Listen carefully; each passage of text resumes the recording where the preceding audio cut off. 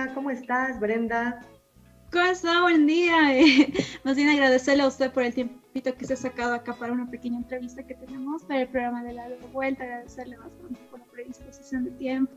No, un gusto más bien. La entrevista en sí va a ser acerca de los métodos anticonceptivos durante la pandemia del coronavirus, específicamente en el país es el tema que vamos a trabajar. Bueno, como primera pregunta, quisiera que por favor nos explique por qué es importante el acceso a los métodos anticonceptivos, así en un panorama general. Bueno, los métodos anticonceptivos son importantes, primero porque hay un reconocimiento dentro de la Constitución Política Boliviana de los derechos sexuales y derechos reproductivos.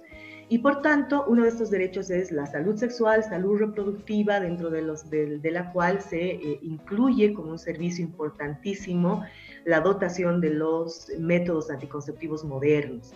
Dentro de la lista de insumos que son financiados, que son obviamente parte importante de las tareas, digamos, del Ministerio de Salud, están los métodos anticonceptivos modernos destinados a diferentes integrantes de la población boliviana, vale decir mujeres, hombres de diferentes edades, y en ese sentido el presupuesto debiese estar obviamente orientado a que estos métodos anticonceptivos estén llegando a la población que así lo requiera.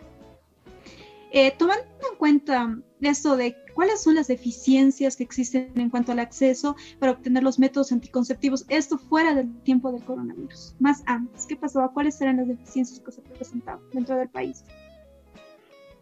Bueno, antes de coronavirus, muchos eran los obstáculos que se afrontaban, ¿no? Por ejemplo, el hecho de que no hay una lógica de generar una implementación de políticas públicas que estén alejadas de la forma de pensar, de los tradicionalismos, incluso de la religión de muchas de las autoridades. Hubo en años pasados, por ejemplo, casos en los que muchos gobernadores, incluso es el caso en Chuquisaca, que uno de los gobernadores en su momento prohibió la dotación de métodos anticonceptivos porque los consideraba como parte, digamos, ¿no?, contraria al ejercicio de una persona que tenga una religión, y era considerado como utilizar un método como un pecado, ¿no?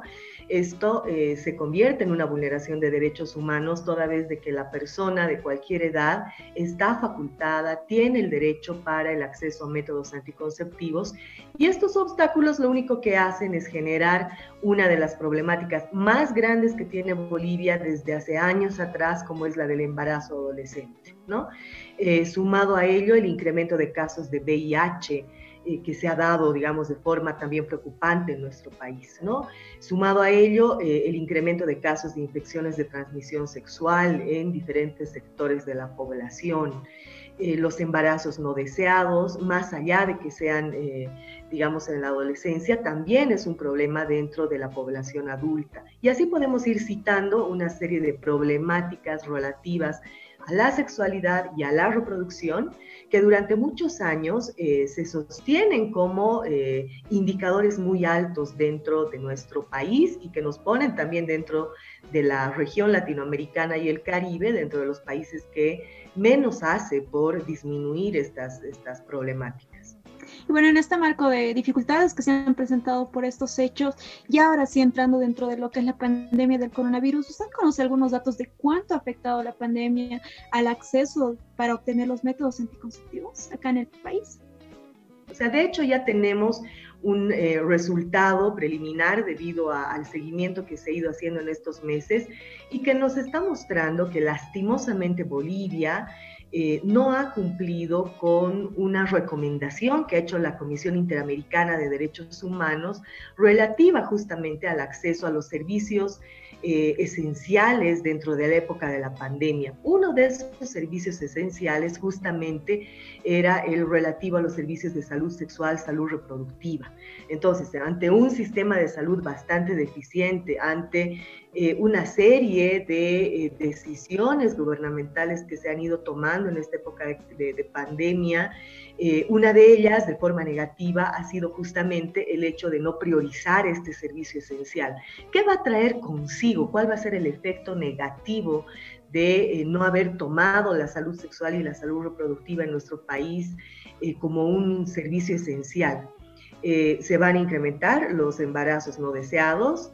De hecho, ya el Fondo de Población de Naciones Unidas ha establecido que va a haber un baby boom, vale decir, una lógica de embarazos en mujeres, en parejas, en realidad de todas las edades, que no necesariamente estaban planificados, no estaban previstos, pero que se van a dar más allá de tener o no las condiciones requeridas, ¿no? O sea, bueno, y en este marco que usted nos mencionaba que se han presentado diversas deficiencias y demás, ¿conoce usted cuál es el flujo de la dotación de métodos anticonceptivos durante esta pandemia? Si es que han seguido llegando con normalidad, si ha habido un crecimiento o quizá un decrecimiento en esto en cuanto a la dotación en farmacias, postas sanitarias. Bueno, en realidad de manera gratuita el Estado tiene la obligación de dotar a la población de métodos anticonceptivos modernos, ¿no es cierto? Se desconoce, no se tiene un número, tampoco hay un acceso a información. Preliminarmente te podemos decir que tanto en Bolivia como en la mayoría de los países de la región, el suministro de los métodos anticonceptivos se encuentra prácticamente paralizado. No sabemos, se desconoce en Bolivia si es que la compra de los mismos, si es que tenemos en almacenes, por ejemplo, ¿no? Los métodos anticonceptivos que sean necesarios para llegar a la población de una u otra forma. Hay diferentes métodos anticonceptivos, una lista en realidad bastante larga de todos ellos. Pero sí te puedo decir que el hecho de haber estado en una cuarentena rígida también ha sido uno de los obstáculos que ha imposibilitado de que las personas puedan acceder a un método, primero. Segundo, el hecho de que no se pueden ingresar ya hoy a la fecha a los centros de salud, el hecho de que muchos de los centros se encuentran ya cerrados porque no hay una cantidad suficiente de médicos, de enfermeras, de personal de salud que puedan atenderlos, la restricción que existe hoy en día, incluso para recibir algún otro servicio que no necesariamente sea por síntomas parecidos o que sean considerados dentro del COVID. Ese es otro de los obstáculos. El hecho de no contar, por ejemplo, con una noticia, con alguna información relativa a que si también esta lógica de cuarentena que se ha llevado adelante en los diferentes países ha repercutido, por ejemplo, el hecho de que las fronteras transnacionales hayan impedido que muchos de los suministros hayan llegado. O sea, esa información se desconoce. Bueno, y si hablamos de planes, como usted nos mencionaba, y accionar, ¿no?, por parte del gobierno, ¿qué pasa con las áreas rurales? ¿Qué panorama se tiene respecto al acceso de los métodos anticonceptivos en las áreas rurales? Porque muchos, inclusive en el país, no cuentan ni siquiera con postas sanitarias para que puedan tener un mínimo acceso a esto. La situación en el área rural es tremendamente precaria, ¿no? No se tiene no solamente el acceso a estos métodos anticonceptivos modernos, ¿no?, sino que ni siquiera se tiene una posibilidad de recibir una educación integral para la sexualidad con información, aunque sea básica, científica, siempre basada en la ciencia, por supuesto, sobre aquellos aspectos, ya te digo, repito, básicos que nos podrían permitir tener una vida digna en el marco de la sexualidad y la reproducción. Es más, hace años pasados y en el transcurso de los años, las políticas públicas que se dan en nuestro país ni siquiera sabemos si se cumplen, si se implementan, de hecho no se evalúan.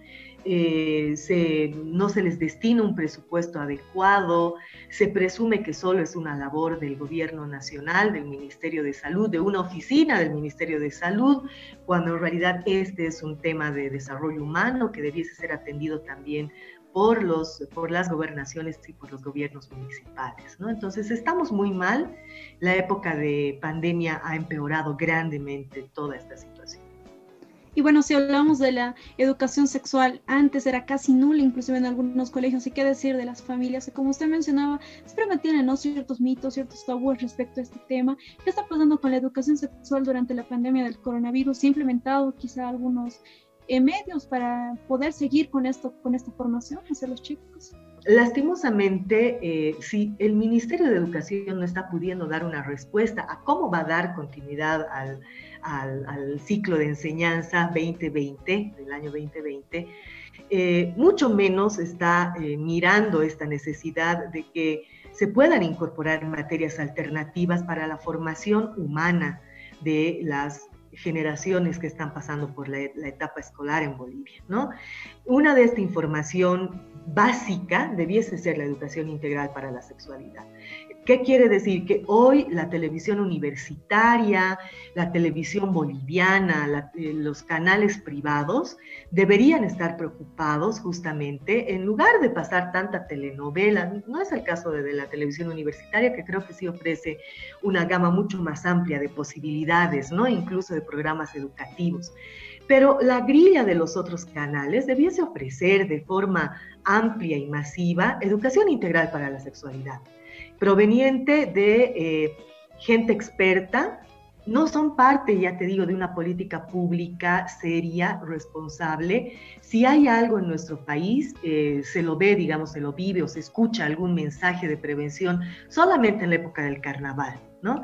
Y no en los 365 días de un año, cuando en realidad esta lógica de planificar la vida es una enseñanza que debiésemos impartir desde la primera infancia a todas y todos. Planificar la vida no solamente tiene que ver con, digamos, hacer la sugerencia de utilizar un método anticonceptivo. El hacer un plan de vida significa el proyectar una serie de habilidades en la vida o para la vida desde la primera infancia. Significa prevenir ciertos peligros, ciertos riesgos. Significa decidir qué es lo que a uno le gusta hacer, qué le gusta comer a uno, dónde ir. Cuando uno va creciendo significa cuidarse también, digamos, ¿no? Y tener una decisión muy pensada de cuándo tener inicio de la vida sexual activa, mientras más tarde mejor.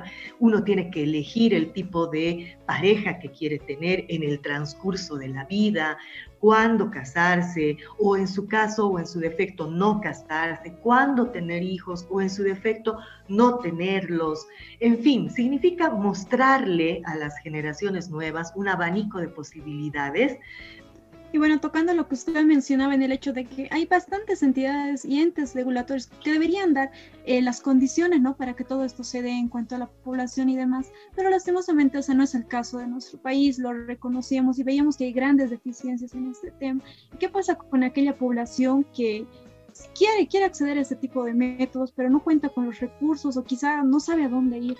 Bueno, lastimosamente, como no hay respuestas estatales, más bien, y digo lastimosamente de inicio porque este es un rol que debiese ser cumplido por los 3 niveles de gobierno, existimos instituciones que llevamos adelante proyectos de información, de orientación sobre sexualidad, reproducción y sobre salud sexual y reproductiva. Es el caso, me animo a decir y de mencionar a CIES, que cuenta con orientación no solamente científica, sino de alta calidad en todos los ámbitos para brindar a adolescentes y jóvenes el acceso a información que le puede indiscutiblemente desde salvar la vida hasta ayudar a reencontrarse, digamos, en el camino de lo que podría ser una lógica, digamos, ¿no? Adecuada de cómo salir adelante cuando uno tiene esas dudas y la mejor opción no es recurrir al amigo que a veces no tiene, porque tiene tu misma edad, la mejor solución, digamos, ¿no? en las manos. Bueno, pues agradecerle de antemano la predisposición que ha tenido para con nosotros y de sacar ese tiempito que seguramente está dedicando a nosotros para el programa. Gracias, Brenda, a tu disposición.